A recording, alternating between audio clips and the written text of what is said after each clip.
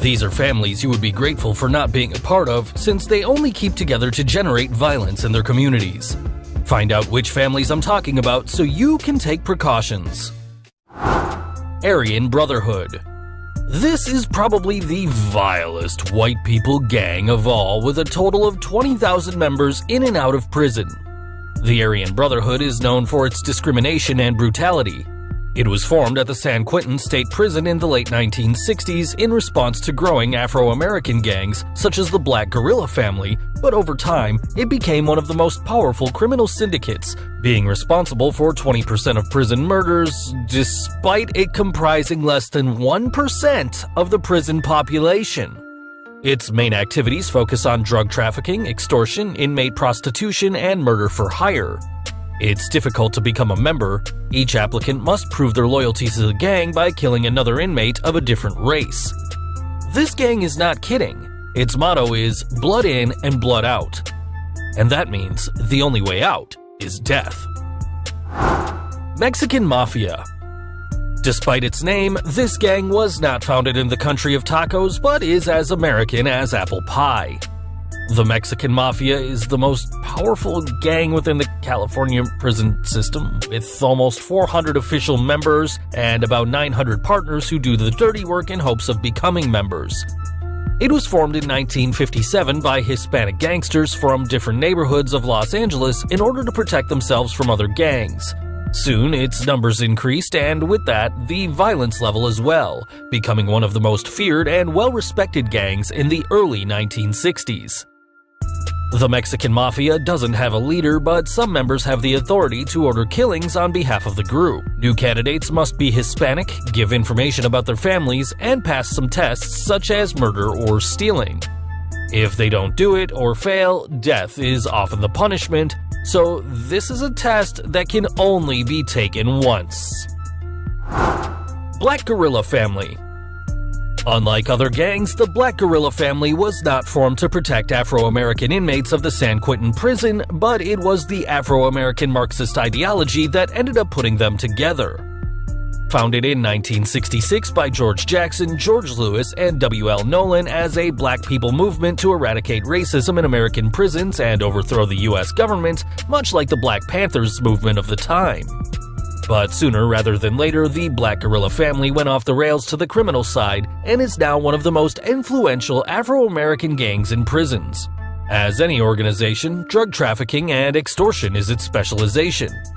In the past, new recruits had to stab white inmates to be accepted, but it seems that things are different now, and it is usually necessary to be Afro-American and believe in the cause. Isn't that more practical? Nuestra Familia. This is the mortal enemy of the Mexican Mafia. Nuestra Familia was formed in 1968 in Northern California by a group of inmates from Fresno's jails, tired of the Mexican Mafia's abuses. Due to most of the members coming from rural backgrounds, they were seen as inferior by the Southerners of the Mexican Mafia since they were formed in the metropolitan city of Los Angeles.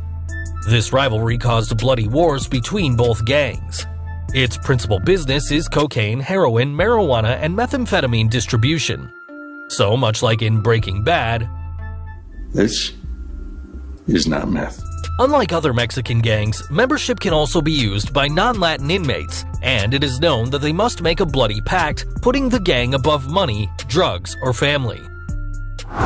The First Capital Command, PCC, by its Portuguese initials. Let's move to the warm Brazil, where there is a gang called the First Capital Command, but movement is the preferred term. It was formed in the 1990s within the Sao Paulo prison system, spreading to favelas, and it is currently the largest criminal organization in Brazil with almost 20,000 members.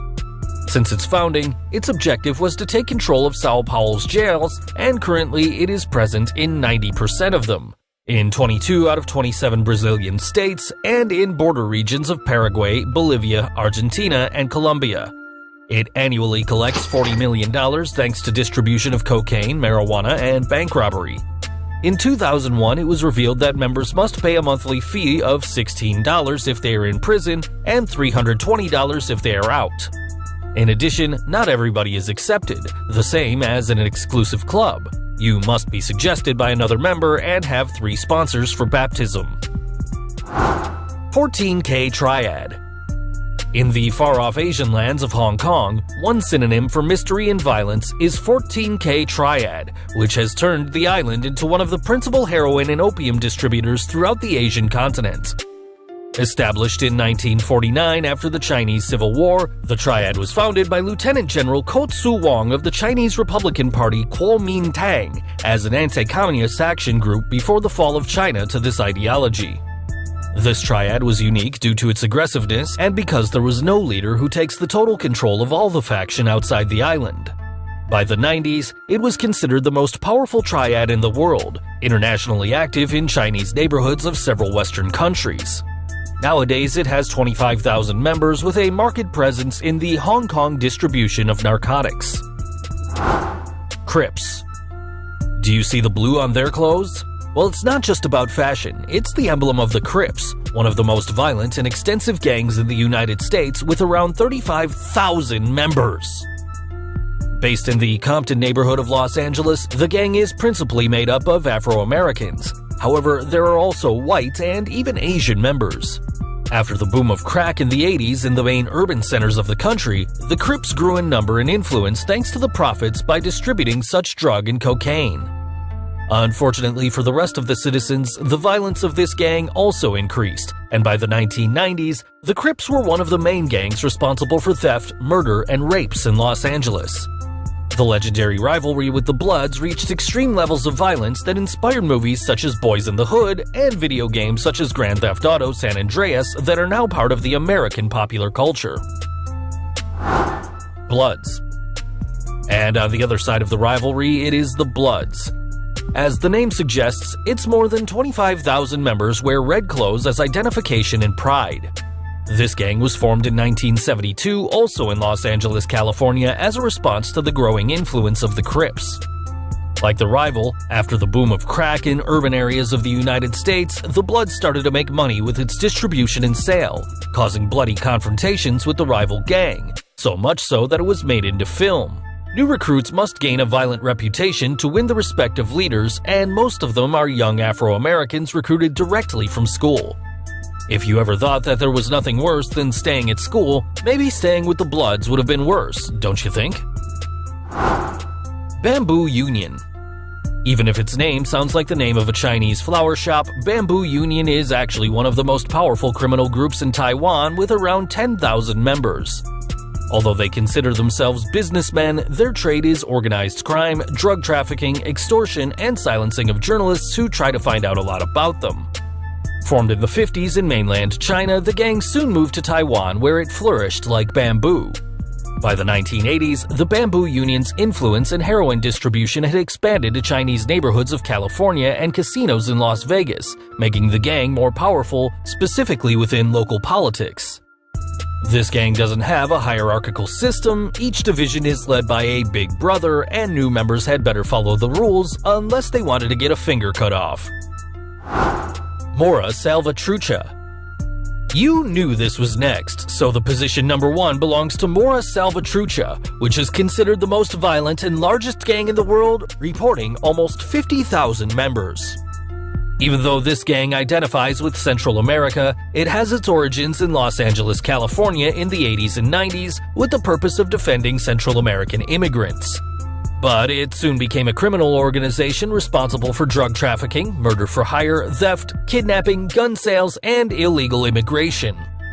Its main operation centers are located in Central American countries such as Guatemala, El Salvador, and Honduras, where this gang unlashes all its violence, and there are some places where it even has more power than the government of those countries. In El Salvador, the Mora control 94% of the country's 262 municipalities. To be admitted, each applicant must go to the neighborhood of any rival gang and kill one member, or put up with a 13-second beating. Once you're in, the Mora becomes your new family, till death do you part. Joining one of these gangs is a risky and mortal decision, but many young people continue to go down the wrong path. Why is that so? Leave your opinion in the comments and don't forget to subscribe to my channel so you don't miss another interesting video.